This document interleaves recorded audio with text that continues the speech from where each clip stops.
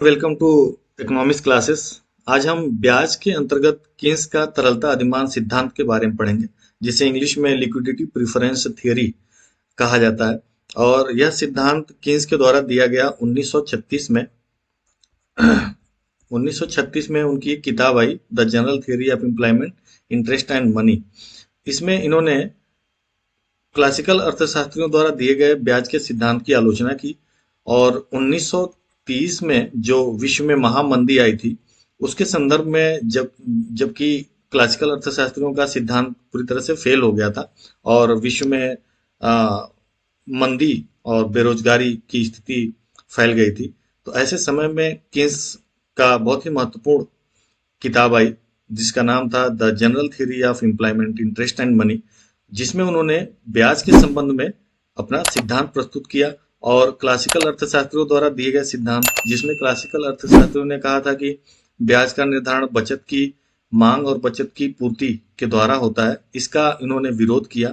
और इनका ये कहना था कि जिस तरह से किसी वस्तु के कीमत का निर्धारण उसकी मांग और पूर्ति से होता है, उसी प्रकार से आ, मुद्रा की मांग और मुद्रा की पूर्ति के द्वारा मुद्रा की कीमत का निर्धारण, जैसे वस्तु की कीमत होती है, वैसे ही मुद्रा की कीमत होती है, जिसे हम ब्याज दर कहते हैं। तो ब्याज दर का निर्धारण मुद्रा की मांग और मुद्रा की पूर्ति के द्वारा होता है। इस सिद्धांत में हम इसमें अर्थ एवं परिभाषा, मुद्रा की मांग, मुद्रा की पूर्ति कैसे होती है और ब्याज दर का निर्धारण कैसे होता है, फिर तरलता जाल क्या होता है, इसको हम देखेंगे। और केन्स के सिद्धांत की आलोचनाएं हुई, इन आलोचनाओं को भी हम इसमें कवर करेंगे। तो जैसा कि हमने अभी कहा कि केन्स ने अपने प्रसिद्ध पुस्तक the general theory of employment, interest and money में 1936 में दिया। ये 1936 में प्रकाशित हुआ, जिसमें उन्होंने ब्याज दर के निर्धारण का एक नया सिद्धांत प्रस्तुत किया, जो क्लासिकल अर्थशास्त्रियों के सिद्धांत से बिल्कुल अलग था। और उन्होंने इसे तरलता अधिमान सिद्धांत कहा। तरलता अधिमान सिद्धांत का मतलब, तरलता मतलब मुद्रा होता है। मुद्रा सबसे अधिक तरल वस्तु है व्यक्ति के लिए। आपका किसी के पास पैसा है उधार, और वह व्यक्ति आए और कोई वस्तु आपको पकड़ाए, कोई गेहूं दे या कोई सामान दे, कोई वस्तु दे, मोबाइल दे या टीवी दे, तो आप पसंद नहीं करेंगे उतना, जितना कि यदि वो कैश दे, मुद्रा, तो आप तुरंत लेने को तैयार हो जाएंगे। तो इसी को उन्होंने कहा कि मुद्रा तरल रूप में सबसे अधिक नगद रूप में तरल माना जाता है, और इसी को लोग सबसे ज्यादा पसंद करते हैं, क्योंकि अब बिना किसी बाधा के व्यक्ति अपनी आवश्यकताओं को पूरा कर सकता है। तो according to Keynes, the rate of interest is a purely monetary phenomenon. Keynes ने कहा कि जो रेट ऑफ इंटरेस्ट है, वह शुद्ध रूप से मौद्रिक घटना है। जैसे किसी वस्तु का की कीमत का निर्धारण वस्तु बाजार में उसकी मांग पूर्ति से होता है, उसी प्रकार से मुद्रा बाजार होता है, और मुद्रा बाजार में मुद्रा की मांग और पूर्ति के द्वारा किसी मुद्रा की मांग और पूर्ति के द्वारा ब्याज दर का निर्धारण होता है। It is the reward for parting with liquidity for specific period of time. यह किसी स्पेसिफिक टाइम पर, किसी समय बिंदु पर मुद्रा के पूर्ति, मुद्रा को का त्याग, एक तरह से कह सकते हैं कि मुद्रा के त्याग के बदले एक रिवार्ड, इनाम मिलता है व्यक्ति को, वही ब्याज होता है। यानी कि कोई किसी के पास पैसे हैं 50,000 रुपए, और वो किसी व्यक्ति को 20,000 रुपए उधार दिया, तो उसने त्याग किया 20,000 रुपए का, तो उस त्याग का प्रतिफल, रिवार्ड, ब्याज के रूप में जो मिलता है उसको, ब्याज के रूप में, जैसे उसने ब्याज पर पैसे दे दिए, तो उसके बदले उसे जो ब्याज मिलता है, वो उस 20,000 रुपए का इनाम है, देने का, नगद का, त्याग का इनाम है। तो वह ब्याज कहलाएगा। दस like the price of commodity, the rate of interest is determined by the demand for and supply of money. तो जैसे किसी वस्तु के कीमत का निर्धारण उसकी मांग पूर्ति से होता है, उसी प्रकार ब्याज दर का निर्धारण मुद्रा की मांग और पूर्ति से होता है। It is therefore necessary to introduce the concept of demand for money and supply of money. तो हम इसमें अब डिमांड फॉर मनी और सप्लाई ऑफ मनी पे बात करेंगे। सबसे लिक्विड फॉर्म है मनी, स्वयं मुद्रा सबसे लिक्विड फॉर्म है, सबसे ज्यादा लिक्विड है, जो व्यक्ति किसी बाधा के अपने आवश्यकताओं को पूरा कर सकता है मुद्रा के द्वारा। तो यदि उसमें से वो कोई कुछ कोष उधार देता है तो वह तरलता का परित्याग करता है, और उसी परित्याग के बदले जो पारितोषिक प्राप्त होता है वो ब्याज दर कहलाता है। केन्स के शब्दों में उन्होंने परिभाषित किया केन्स ने कि ब्याज वह प्रतिफल है जो एक निश्चित समय के तरलता के परित्याग के लिए होता है। तो व्यक्ति अपने पैसे को बैंक में रखे या किसी को उधार दे, तो वो अपने तरलता का त्याग किया, और उस तरलता के त्याग के बदले में जो भी उसे प्रतिफल मिलता है, क्योंकि वो बिना प्रतिफल के तो त्याग करेगा नहीं, और यदि वो त्याग करता है तो उसके बदले में उसे जो प्रतिफल मिलता है वो ब्याज कहलाएगा।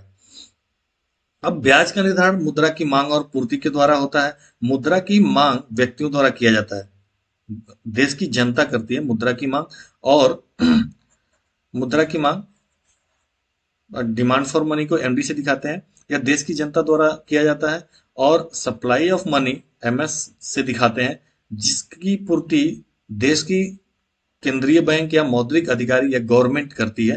तो ये तो बाह्य रूप से निर्धारित होता है, क्योंकि इस पे जनता का कोई प्रभाव नहीं है। जनता का प्रभाव मुख्य रूप से डिमांड फॉर मनी के लिए है। डिमांड फॉर मनी या मुद्रा की मांग जनता किस प्रकार से करती है, ये ज्यादा महत्वपूर्ण है, किसने इस पे ज्यादा जोर दिया। और सप्लाई ऑफ मनी, मुद्रा की पूर्ति, चूंकि आरबीआई देश की केंद्रीय बैंक और मौद्रिक अधिकारी यानी एक तरह से सरकार के द्वारा निर्धारित होती है। सरकार अपनी मौद्रिक नीति के अंतर्गत मुद्रा की पूर्ति करती है, और यह अल्पकाल में किसने इसको स्थिर माना, और इस पे ज्यादा केन्स का जोर नहीं था, ज्यादा जोर मुद्रा की मांग पर था।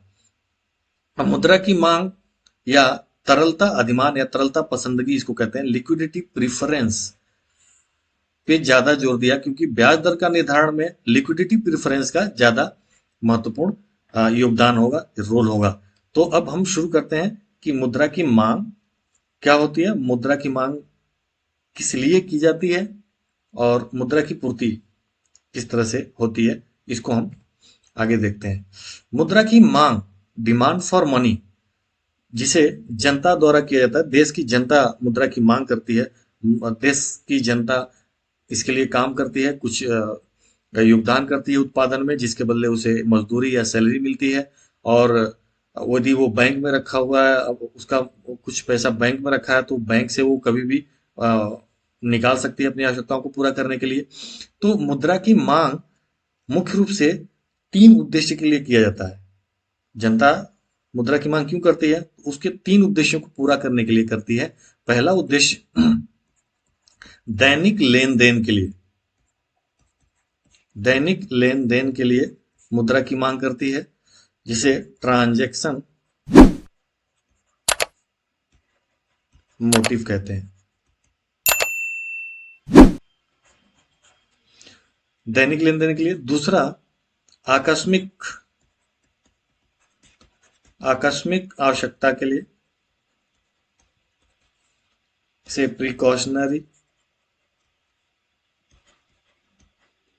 Precautionary motive. और तीसरा सट्टा उद्देश्य के लिए, इसको कहते हैं स्पेकुलेटिव मोटिव। ये 3 उद्देश्यों को पूरा करने के लिए जनता मुद्रा की मांग करती है, अर्थात मुद्रा अपने पास रखना चाहती है। तो इसको 1 बाय 1 हम अब देखेंगे कि किस तरह से मांग करती है। पहला है लेन देन या व्यापारिक उद्देश्य के लिए। देश की जनता या 2 तरह की संस्थाएं होती हैं, व्यक्ति और उत्पादक क्रिया करने वाले लोग, यानी कि उत्पादक फर्में। ये दोनों मुद्रा की मांग करते हैं, और व्यक्ति अपने दैनिक लेन देन की पूरा करने के लिए, जैसे उसे दूध चाहिए, सब्जी चाहिए रोज, तो अपने रोजमर्रा की जिंदगी की आवश्यकताओं को पूरा करने के लिए मुद्रा कुछ अपने पास नगद रूप में रखना चाहती है, रखती है। तो दैनिक लेन देन उसको ट्रांजैक्शन मोटिव कहते हैं। और फर्में या उत्पादक रोज लेबर को उसको पैसे देने हैं, लेबर को मजदूरी देना है, या कच्चे माल के लिए भुगतान करने हैं या और भी छोटे मोटे रोजमर्रा उसके जो खर्चे हैं उसके लिए वो मुद्रा अपने पास रखना चाहती है, इस उद्देश्य के लिए, लेन देन के लिए। और इसको हम एलटी से दिखा सकते हैं। LT means liquidity for transaction, liquidity demand for transaction, LT T for transaction, यानी कि लेन देन उद्देश्य के लिए मुद्रा की मांग। तो मुद्रा की मांग कितनी होगी, कितनी मुद्रा अपने पास वो रखना चाहेगा, ये टोटली निर्भर करता है किस पे, आय पे। आय को हम वाई से दिखाते हैं, इनकम को वाई से दिखाते हैं। जाहिर सी बात है, किसी व्यक्ति के पास यदि 10,000 रुपए पर मंथ आ रहा है, 10,000 रुपए उसकी सैलरी है, तो वो कम मुद्रा अपने पास रख पाएगा, 2,000, 1,000, 2,000 ही लेन देन के उद्देश्य के लिए रख पाएगा, ठीक है।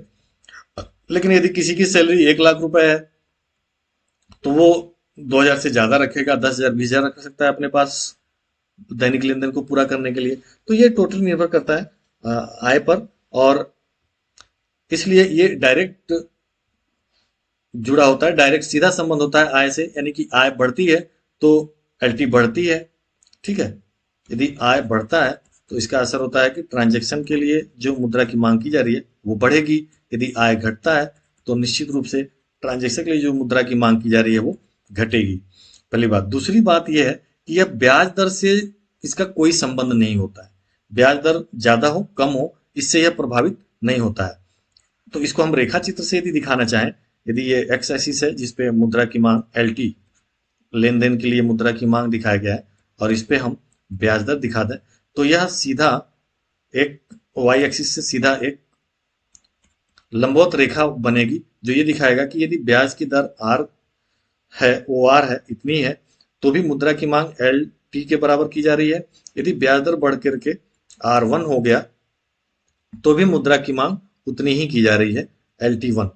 अर्थात ब्याज दर में परिवर्तन का इसके ऊपर कोई प्रभाव नहीं पड़ेगा। यह केवल प्रभावित होता है आय के स्तर से। यदि हम आय से इसका संबंध निकालें तो इसके लिए हम चित्र दिखा सकते हैं। यहाँ पे ये इस पे आय दिखाया गया है, वाई एक्सिस पे इस पे इनकम दिखाया गया है, इनकम जो ये दिखाता है, और जो वक्र होगा एल टी वक्र, ये सीधे ऊपर की ओर बढ़ता हुआ होगा। एल टी वक्र जो ये दिखाएगा कि आय का स्तर जैसे जैसे बढ़ेगा, जैसे ओ वाई आय पर एल टी मुद्रा की मांग करेगा, ट्रांजेक्शन के लिए, लेन देन के लिए मुद्रा की मांग।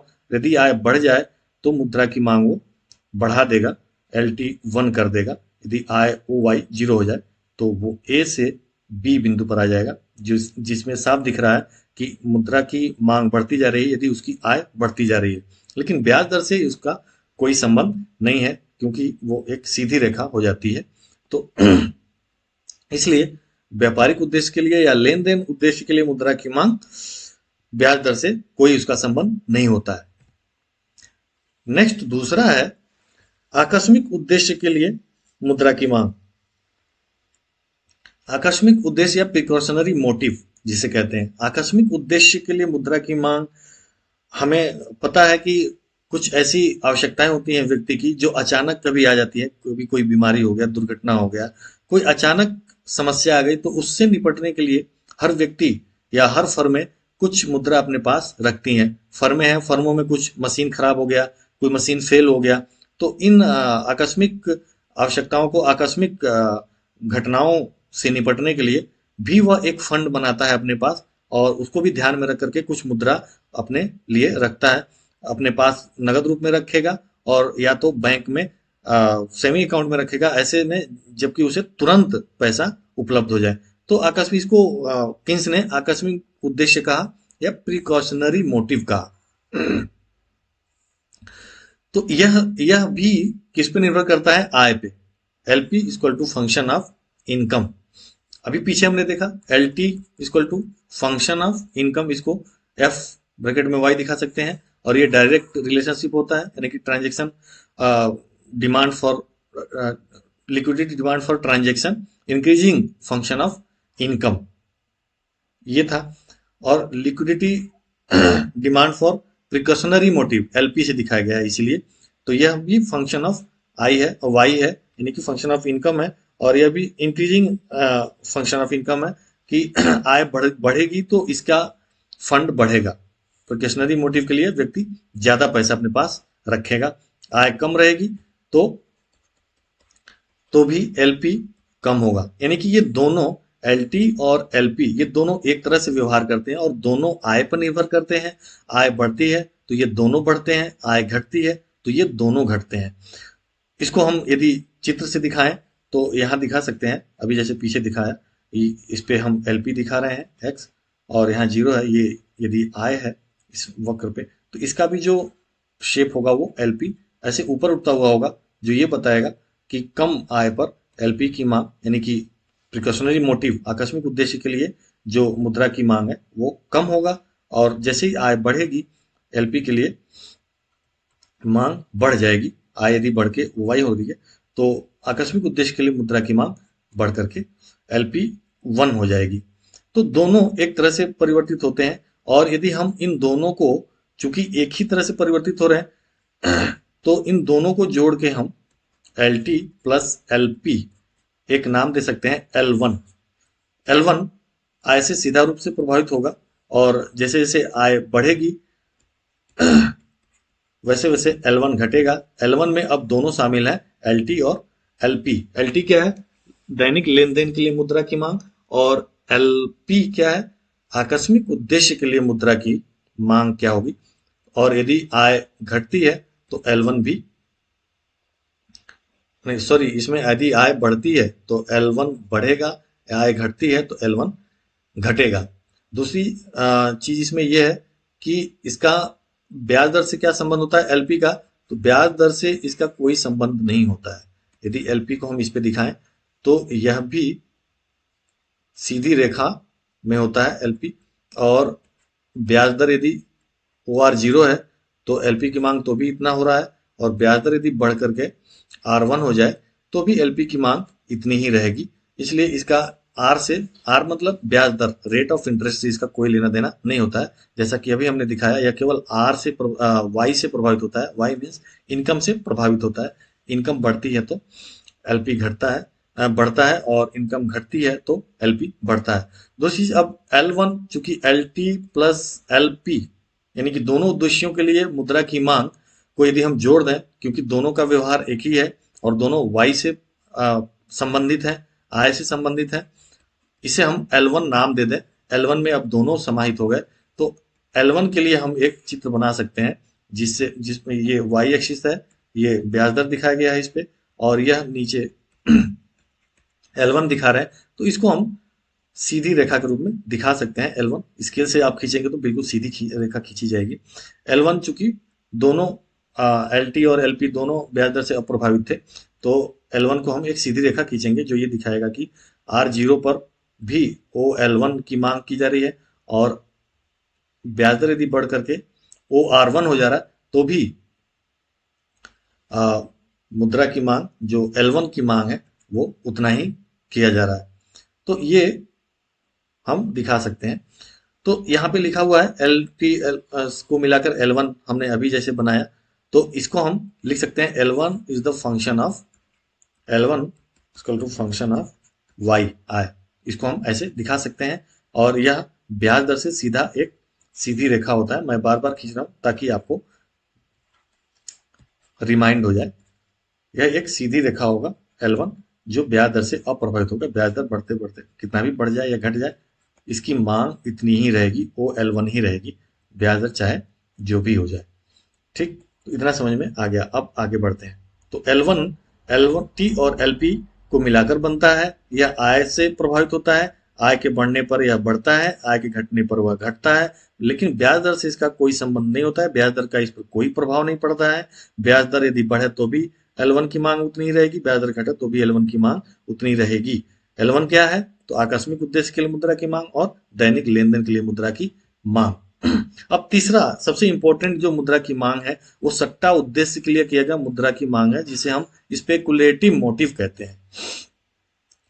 खींच ने कहा कि व्यक्ति अपने पास कुछ ऐसा भी फंड रखता है जो बाजार की आकस्मिक उतार चढ़ाव से उसे लाभ दिला सके। यानी कि व्यक्ति अपने पास ऐसे मुद्रा रखता है, मुद्रा की ऐसा एक कोष रखता है, ऐसी मुद्रा की मात्रा भी रखता है जो वह इन्वेस्ट करता है मार्केट में। यदि ब्याज दर ज्यादा होता है तो वह ज्यादा इन्वेस्ट करता है, यानी कि कम मुद्रा की मांग करता है। मुद्रा की मांग का मतलब ये हुआ स्पेकुलेटिव मुद्रा की मांग का मतलब ये हुआ, एलएस इसको दिखाएं कि यदि ब्याज दर बढ़ेगा तो ये एलएस से दिखाते हैं speculative demand for liquidity, demand for money. तो या इसको कह सकते हैं कि liquidity demand for speculative motive, यानी कि सट्टा उद्देश्य के लिए मुद्रा की मांग, यह घटेगा। ये यहाँ थोड़ा दिखने में आपको अजीब लगेगा, लेकिन एलएस के सट्टा उद्देश्य के लिए मुद्रा की मांग घटेगा, मुद्रा की मांग का मतलब अपने पास वो कम रखेगा।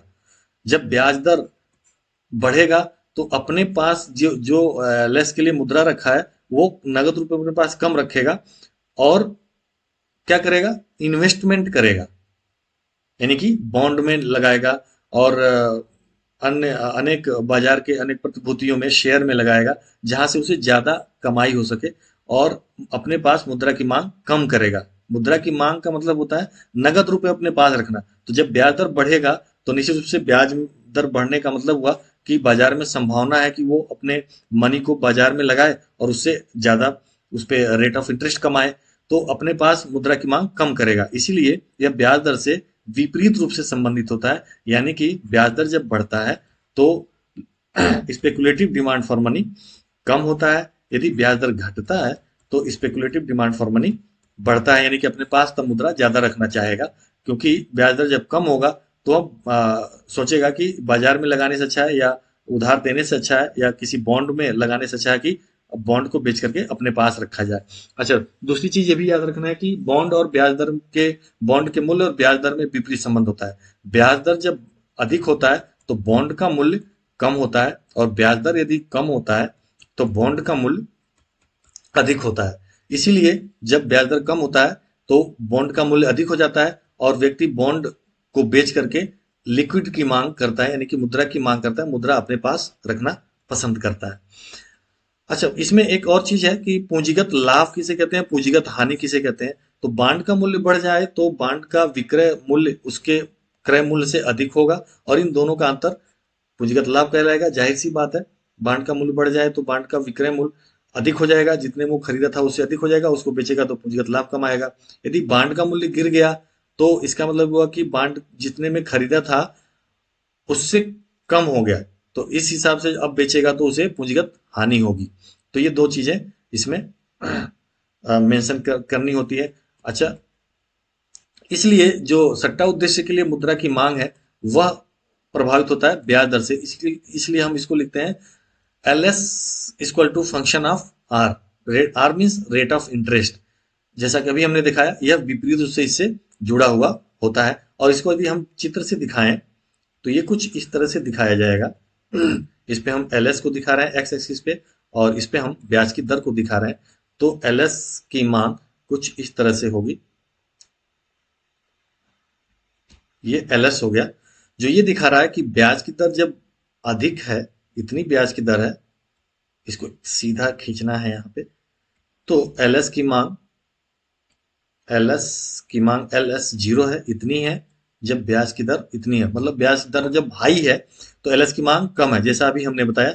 यानी कि वो कम मुद्रा अपने पास रखेगा, सारा मुद्रा क्या करेगा, इन्वेस्ट करेगा। और यही यदि आर बढ़ के यहाँ आ गया जहां पे ये रेखा को टच कर रहा है, यदि इसको हम आर टू कह दें, तो ऐसी स्थिति में वो कुछ भी मुद्रा की मांग अपने पास नहीं करेगा। यानी कि कहने का अर्थ यह है कि सारा का सारा मुद्रा वो मार्केट में लगा देगा, क्योंकि बहुत ज्यादा रेट ऑफ, अब जैसे कोई बैंक स्कीम निकाले और कहे कि हम 100% रेट ऑफ इंटरेस्ट दे रहे हैं, यानी कि आपको एक ही साल में आप 1 लाख लगाएंगे, 1 लाख लगाएंगे तो एक ही साल में आपको 2 लाख मिलेगा। तो जाहिर सी बात है कि व्यक्ति अपने पास कुछ भी पैसा नहीं रखेगा और जो भी फंड है उसके पास इसके लिए सट्टा उद्देश्य के लिए, वो सारा का सारा इन्वेस्ट कर देगा, अपने पास जीरो रखेगा। ठीक है, लेकिन यदि ब्याज दर कम हो जाए, आर जीरो हो जाए, तो लिक्विडिटी की मांग बढ़ा देगा, यानी कि सट्टा उद्देश्य की मांग ज्यादा रखेगा, यानी कि वो बाजार में इन्वेस्ट करना नहीं चाहेगा बल्कि अपने पास रखना पसंद करेगा मुद्रा को। और यदि और कम कर दे तो वो सारी की सारी मुद्रा, जैसा ये एक्स एक्सिस के पैरेलल हो गया है एल एस, तो वो सारी की सारी मुद्रा जैसे आर डैश हो जाए तो वो सारी की सारी मुद्रा अपने पास रखना चाहेगा। जैसे ये infinite demand for L S हो गया, तो ये सारी की सारी मुद्रा अपने पास रखना चाहेगा। तो आई होप ये समझ में आ गया होगा एल एस तीसरा उद्देश्य। और यही तरलता पसंदगी कहलाएगा। जैसे ब्याज दर एकदम कम हो गया तो वो सारा का सारा मुद्रा अपने पास रखेगा, एलएस की पूरी मुद्रा अपने पास रखेगा, और इसी को हम तरलता पसंदगी कहते हैं। यानी कि वो तरलता को ज्यादा पसंद करेगा, मुद्रा को ज्यादा पसंद करेगा, बजाय कि वो किसी बांड को खरीदे या मतलब शेयर में इन्वेस्ट करे या एफडी करे।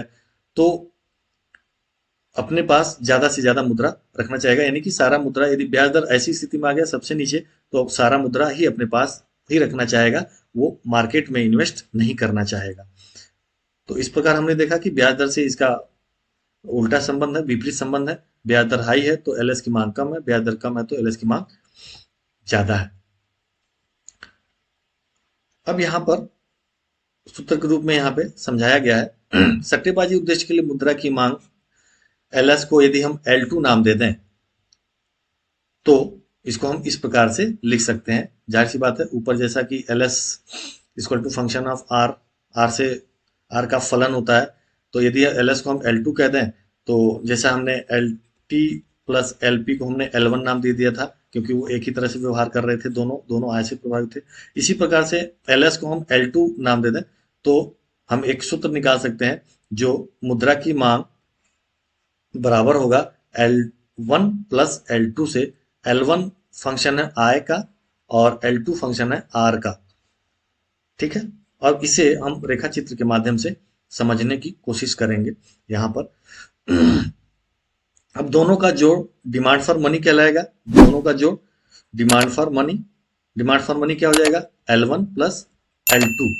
L1 क्या है, L1 फलन है आय का, और L2 क्या है, L2 फलन है आर का। ठीक है, L1 में क्या क्या है एक बार रिमाइंड करा दूं मैं, LT transaction motive for demand for money, plus LP जिसमें liquidity demand for precaution motive, आकस्मिक लेन देन के लिए और दैनिक लेन देन के लिए दोनों शामिल है। L1 में जो आय से प्रभावित है, आय से संबंधित है, जिसका संबंध आय से होता है, आर से नहीं होता है। और L2 में क्या है, L2 है LS जो आकस्मिक सॉरी सट्टा उद्देश्य के लिए मुद्रा की मांग करता है, जो आर से प्रभावित होता है। ठीक है, आर से संबंधित होता है। अब हम इसको एक चित्र के माध्यम से यहाँ प्रेजेंट करने की कोशिश करेंगे और देखेंगे कि किस तरह से इसको हम बना सकते हैं, दोनों को एक साथ दिखा सकते हैं। ये हो गया और ये हो गया जीरो। इस पे हम डिमांड फॉर मनी को एमडी से दिखाते हैं। Demand for money x axis पे, वाई एक्सिस पे हम आर को दिखाएंगे। L1 को हम पहले से देखते आ रहे हैं, ये एक सीधी रेखा होगी क्योंकि इसका संबंध ब्याज दर से नहीं होता है। यह L1 को दिखाएगा जो ये दिखा रहा है कि ब्याज दर कुछ भी हो, ठीक है, ब्याज दर आर जीरो है तो भी L1 की मांग वो L1 हो रहा है, यानी कि ब्याज दर जीरो पर भी L1 की मांग वो L1 हो रहा है। और ब्याज दर यदि बढ़ जाए, ब्याज दर बढ़ करके और R1 हो जाए तो भी R1 पर भी ओ L1, यानी कि ब्याज दर से इसका कोई संबंध नहीं होता है, इसीलिए वाई एक्सिस के समानांतर एक लंबवत रेखा खींची जाती है L1 की। दूसरा है, यदि हम यहाँ जीरो दिखाएं और ब्याज दर इस पे दिखा रहे हैं तो L2 की मांग कैसे दिखाया जाता है, तो L2 की मांग हम दिखाते हैं ऐसे, सॉरी, L2 की मांग ऐसे हम दिखाते हैं, इसको थोड़ा मिटाना होगा।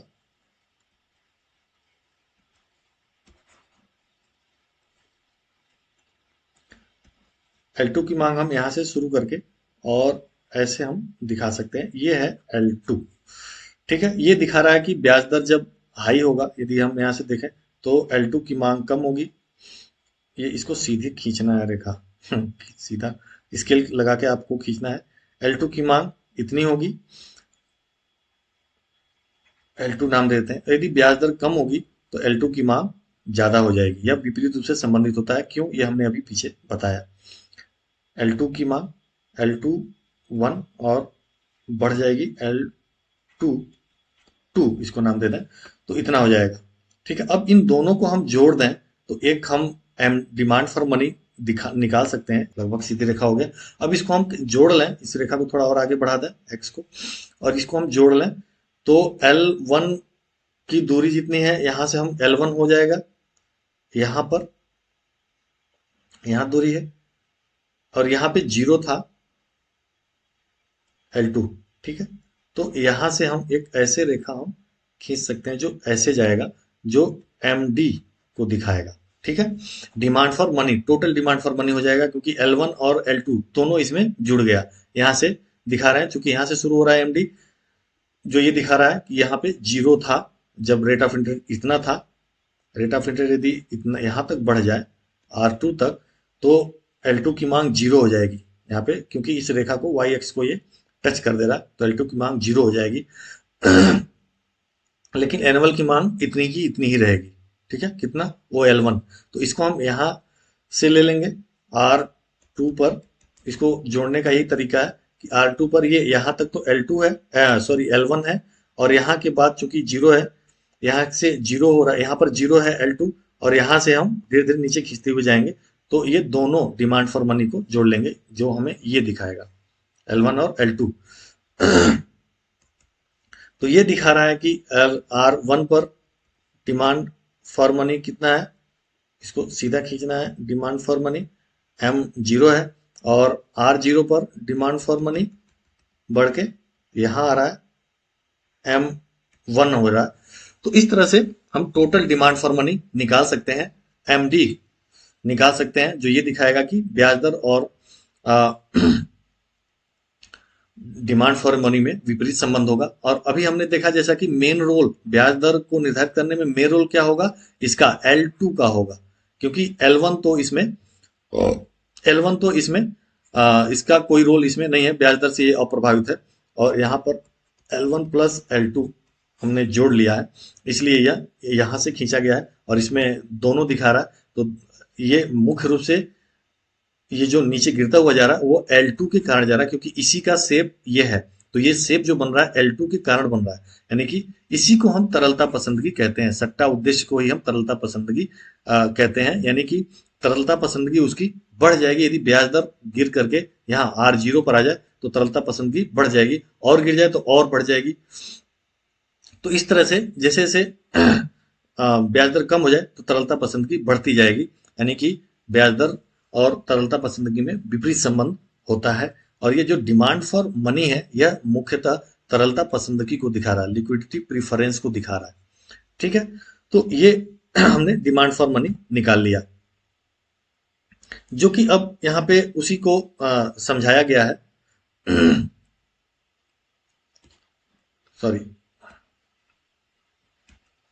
उसी को अब जो हमने अभी यहाँ पे जोड़ के दिखाया, उसी चीज को यहाँ पे समझाया गया है कि ब्याज दर जब ऊपर हो रहा है, ब्याज दर जब हाई रह रहा है, तो या कम रह रहा है, तो जो L1 की मांग है वो उतनी की उतनी ही है, यहाँ भी उतनी ही है, यहाँ भी उतनी ही है। ये देखिए रेखा चित्र से दिखाया गया।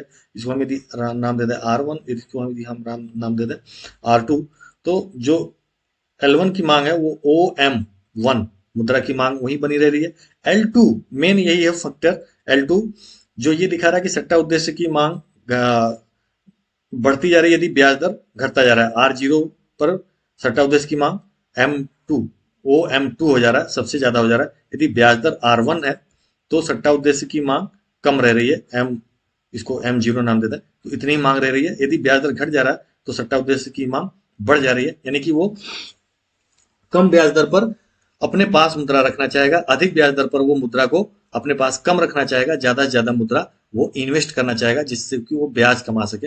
यदि मुद्रा ब्याज दर बढ़ करके बहुत ही हाई हो जाए, R2 हो जाए, जैसे हमने कहा कि 100% कर दिया, 1 लाख का 2 लाख देने लगे बैंक, तो अपना सारा अपने पास से मुद्रा जो रखा है वो सारा का सारा इन्वेस्ट कर देगा, ताकि वो ज्यादा से ज्यादा पैसा कमा सके। अब इन दोनों को हमने जोड़ लिया है, L1 L2 करके यहाँ जोड़ लिया है, और ये डिमांड फॉर मनी MD से दिखाए हैं, जो ये दिखा रहा है कि जैसे जैसे ब्याज दर घटेगी डिमांड फॉर मनी बढ़ेगा, जैसे जैसे ब्याज दर बढ़ेगा अपने पास रखना मुद्रा कम पसंद करेंगे लोग, इसी को तरलता पसंदगी कहते हैं। तरलता पसंदगी कम हो जाएगी और ज्यादा ज्यादा पैसा वो इन्वेस्ट करेगा।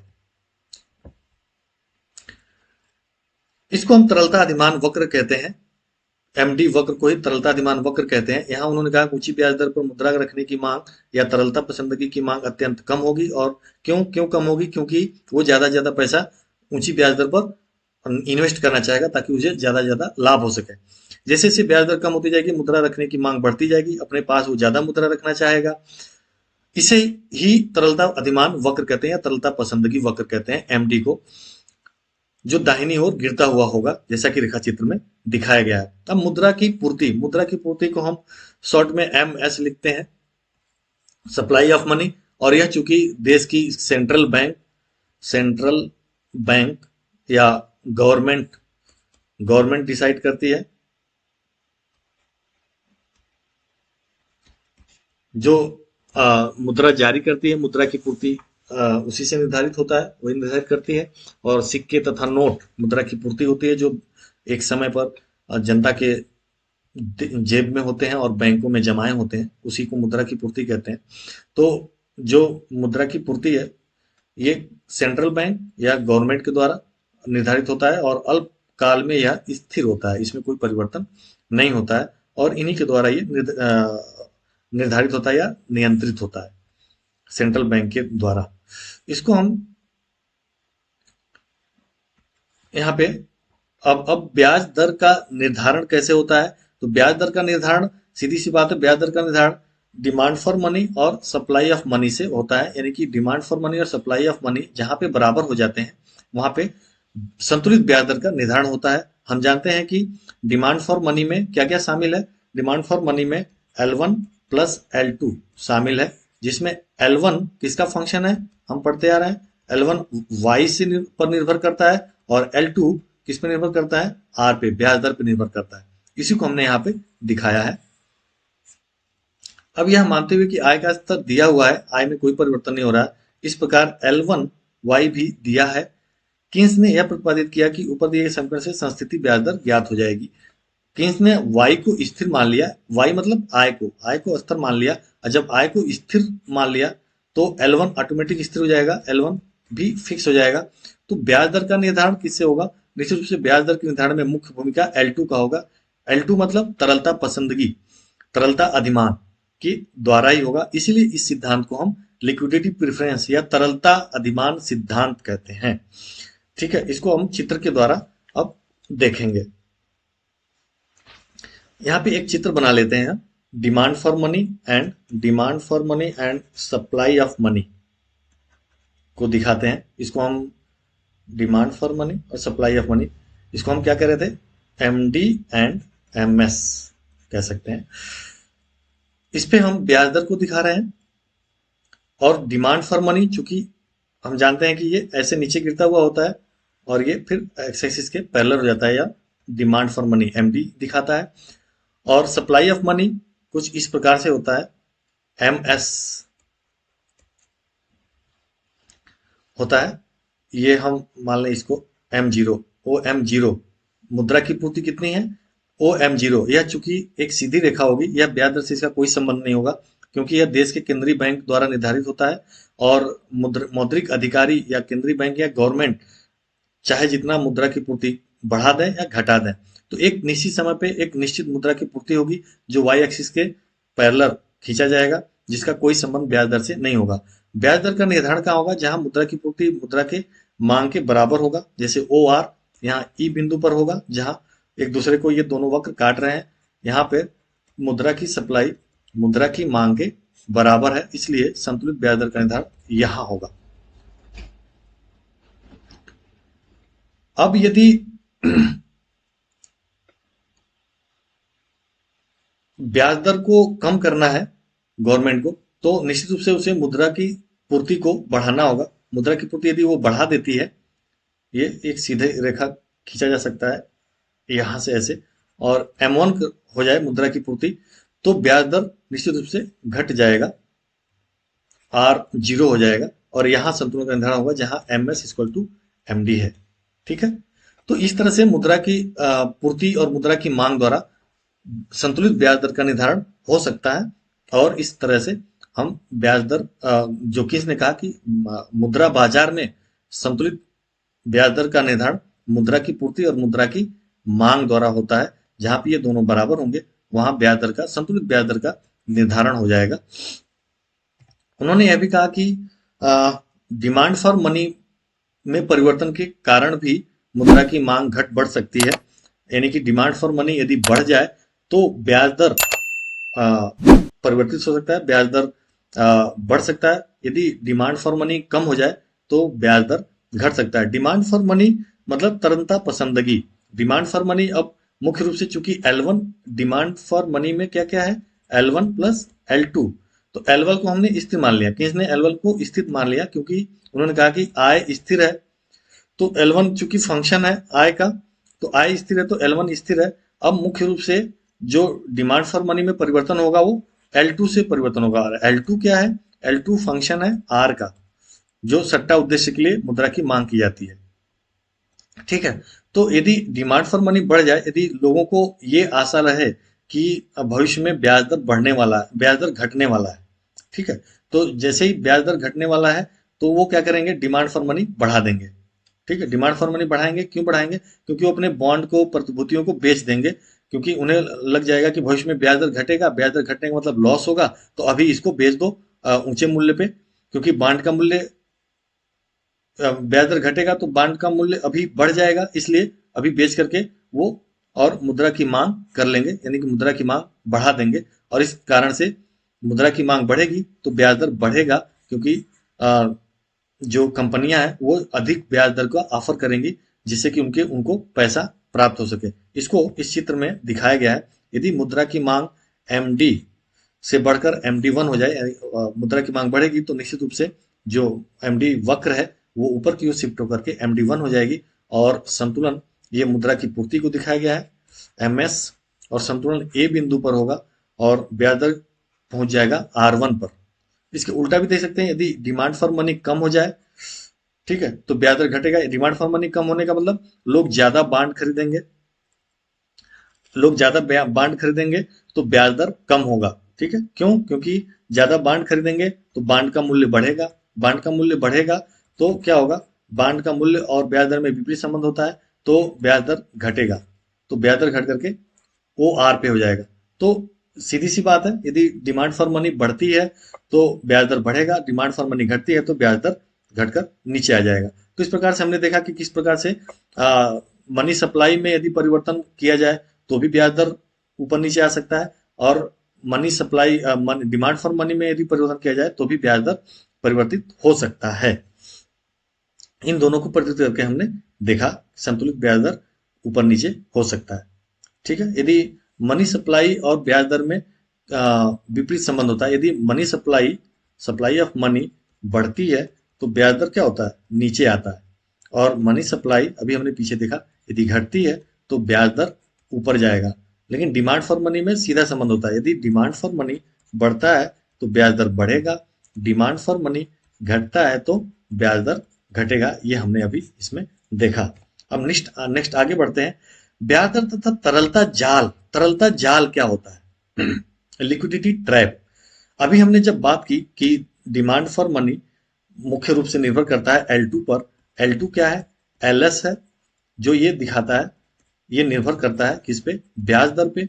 ब्याज दर से विपरीत रूप से संबंधित होता है। ब्याज दर जब बढ़ता है तो L2 कम होता है, यानी कि लोग ज्यादा बॉन्ड खरीदेंगे, ज्यादा इन्वेस्ट करेंगे, अपने पास मुद्रा कम रखेंगे। यदि ब्याज दर घटता है तो लोग अपने पास मुद्रा रखना चाहेंगे, L2 बढ़ जाएगा, यानी कि अपने पास मुद्रा रखना चाहेंगे, क्योंकि उन्हें कोई खास लाभ नहीं हो रहा है, तो वो अपने पास बॉन्ड को बेच करके बैंक से पैसा निकाल कर अपने पास रखना चाहेंगे। ब्याज दर जैसे जैसे घटता जाएगा, तो एक समय ऐसा होता है कि ब्याज दर घटते घटते ऐसी स्थिति में आ जाए कि लोग कुछ भी पैसा इन्वेस्ट ना, अब जैसे कोई कहे कि हम 1% ब्याज देंगे या आधा परसेंट ब्याज देंगे, तो लोग बैंक में या किसी भी बॉन्ड में इन्वेस्ट करना नहीं चाहेंगे। वो चाहेंगे इससे अच्छा है कि पैसा हमारे पास ही रखे, लिक्विड फॉर्म में रहे, तो L2 की मांग बढ़ जाएगी, यानी कि पूरा का पूरा पैसा अपने पास रखना चाहेंगे।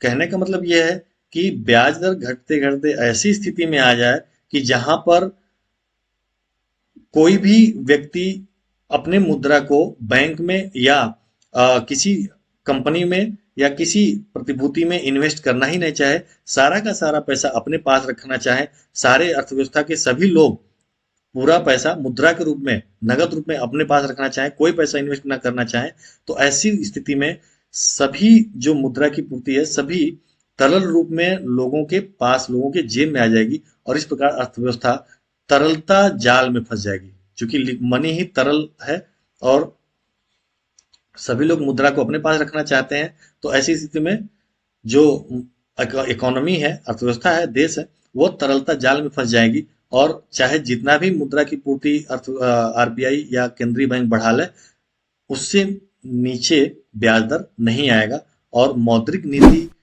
जो गवर्नमेंट लेती है, मौद्रिक नीति लागू करती है, वह फेल कर जाएगी, और उससे ज्यादा ब्याज दर में कमी नहीं हो सकती है। इस चीज को हम इस चित्र में दिखाए हैं।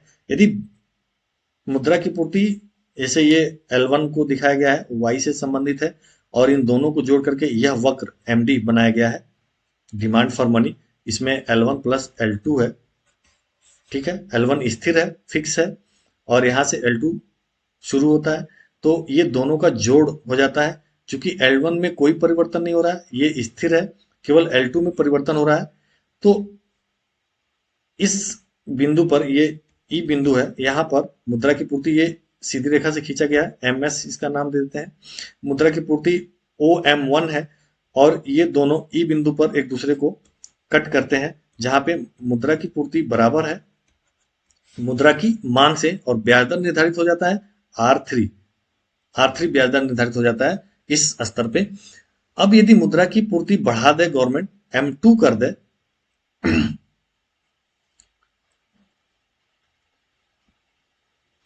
ठीक है, मुद्रा की पूर्ति यदि गवर्नमेंट M2 कर दे, तब क्या होगा? मुद्रा की पूर्ति M2 करने पर इक्विलिब्रियम इस बिंदु पर आ जाएगा, E2 बिंदु पे। यहाँ E हमने अभी दिखाया था। E2 बिंदु पर डिमांड फॉर मनी और सप्लाई ऑफ मनी क्या होगा? एक दूसरे के बराबर होंगे, और ब्याज दर का निर्धारण R1 होगा। यदि और कम लाना चाहती है गवर्नमेंट ब्याज दर को, तो वो M3 कर सकती है, ब्याज दर घटकर R0 हो गया, और यहाँ पर इक्विलिब्रियम हो जाएगा E2 पर, जहां मुद्रा की पूर्ति मुद्रा के मांग के बराबर है, ब्याज दर R0। यदि और कम करना चाह रही है इस ब्याज दर पर, अब यहाँ पे चित्र, चूंकि यहाँ से MD वक्र जो मुद्रा की मांग है, वो पूरी तरह से एक्स एक्सिस के पैरेलल हो गया, ये एक्स इसके पैरेलल हो गया। इस स्तर पर सभी लोग, इस ब्याज दर पर कोई भी व्यक्ति अपने मुद्रा को कहीं भी देने को तैयार नहीं होता है। ये इतना कम ब्याज दर है, वो सोचता है इससे अच्छा है कि मुद्रा हमारे पास ही रहे, हम उसको अपने पास रखें। तो व्यक्ति अपने पास सारा का सारा मुद्रा रखना चाहेगा, और इसलिए अर्थव्यवस्था इस स्थिति पे तरलता जाल में फंस जाएगी। इस ब्याज दर पे अर्थव्यवस्था में सभी लोग मुद्रा अपने पास रखेंगे, और यदि मुद्रा की पूर्ति और बढ़ाती है गवर्नमेंट, इस स्तर पे M4 पे लाती है, तो भी ब्याज दर में कोई परिवर्तन नहीं, कोई गिरावट नहीं आएगा। और बढ़ाती है M5 तक यदि बढ़ा देती है, तो भी कोई गिरावट ब्याज दर में नहीं आएगा, क्योंकि अब कोई भी व्यक्ति इस ब्याज दर पे उधार देने को तैयार नहीं होगा, अपने पैसे को कहीं भी इन्वेस्ट करने को तैयार नहीं होगा, और ऐसी स्थिति में जो मौद्रिक नीति है वो बेकार हो जाएगी, मौद्रिक नीति फेल हो जाएगी गवर्नमेंट की। और इसीलिए केन्स ने सुझाव दिया कि ऐसी स्थिति में राजकोषीय नीति का सहारा लेना चाहिए, यानी कि गवर्नमेंट को खर्च करना चाहिए, गवर्नमेंट को टैक्स लगाना चाहिए, लोगों पे कर लगाना चाहिए, और वहां से पैसा लेकर के टैक्स के रूप में फिर उसको इन्वेस्ट करना चाहिए, और इन्वेस्ट करके गवर्नमेंट को खुद मतलब इन्वेस्ट करना चाहिए, ताकि उत्पादन को बढ़ाया जा सके, और तब ब्याज को ऊपर लाया जा सकता है। इन्वेस्ट करेंगे तो लोगों की डिमांड फॉर मनी और बढ़ेगी, लोगों को पैसे मिलेंगे, लोगों के पास पैसे जाएंगे, तो वो डिमांड फॉर मनी बढ़ाएंगे, डिमांड फॉर मनी बढ़ेगा, तो यह वक्र MD वक्र ऊपर को जाएगा, और तब ब्याज दर को बढ़ाया जा सकता है, ऊपर लाया जा सकता है।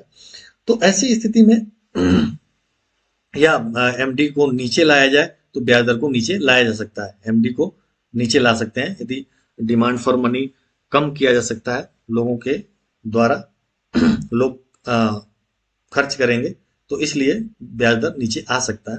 तो इसलिए केन्स ने कहा कि राजकोषीय नीति को ऐसे समय में लागू किया जा सकता है जब मौद्रिक नीति फेल हो जाए, यानी कि मुद्रा की पूर्ति ब्याज दर में कोई कमी न ला सके, या ब्याज दर में कोई वृद्धि न ला सके। ऐसा स्थिति ऐसी एक आ सकती है जहां पे ब्याज दर में कोई वृद्धि न लाए, या ब्याज दर में ऐसी स्थिति आ जाए कोई कमी न आए, तो इस ऐसी स्थिति में राजकोषीय नीति का सहारा लेना उचित होगा।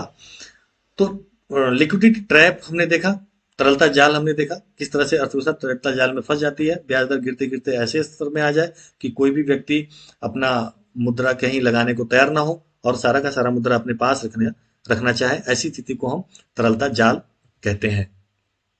अब सिद्धांत की आलोचनाएं, इस सिद्धांत की कुछ आलोचनाएं हुई हैं, उसको हम देखते हैं। सबसे पहले, यह सिद्धांत केवल मुद्रा पर आधारित अर्थव्यवस्था में ही लागू होता है। अर्थशास्त्रियों ने कहा कि यह ऐसा सिद्धांत है जो मुद्रा पर आधारित अर्थव्यवस्था में ही लागू होता है, अन्य किसी, चूंकि अर्थव्यवस्था में आज भी वस्तु का लेन देन होता है। बहुत बहुत सारे गाँव में बहुत सारे लोग अपने वस्तु के बदले कोई दूध दे करके किसी से कुछ ले लेता है। कोई कहता है कि कोई किराना स्टोर पे जाता है और कहता है कि हम आपको दूध दे देंगे, आप हमें ये सामान दे दो, है ना। तो वस्तु विनिमय, हम आपको गेहूं दे देंगे, हमें ये सामान दे दो, हमें दूध दे दो। तो वस्तु विनिमय आज भी गांव स्तर पे चलता है।